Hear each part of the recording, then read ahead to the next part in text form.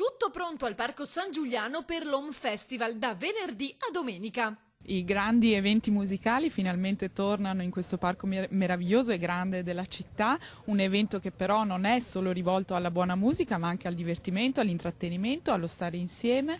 La città e non solo potrà godere di questi 3 giorni meravigliosi, sempre nel rispetto anche dell'ambiente. Per rispettare l'area verde, infatti, è stata creata una squadra, gli Angeli del Parco, che avranno il compito di controllare il corretto smaltimento dei rifiuti e il rispetto dello spazio e degli alberi. Sono 10 in totale i punti di raccolta differenziata creati con il fine di raggiungere un livello di riciclaggio del 96%. Nei giorni scorsi però non sono mancate le polemiche per l'annuncio della mancanza di alcuni degli artisti principali, che ha portato a dover rimborsare 988 biglietti.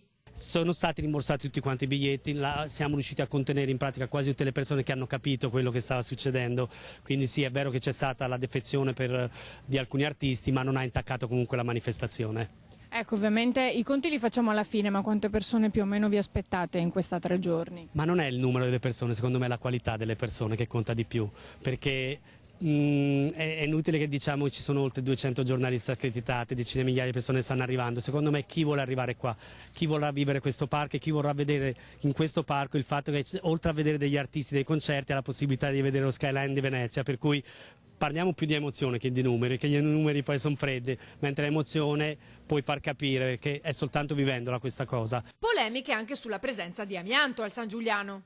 Siamo un paese che vive purtroppo di polemiche. Io mi concentrerei sulle belle cose che ci sono in questa città e stanno crescendo.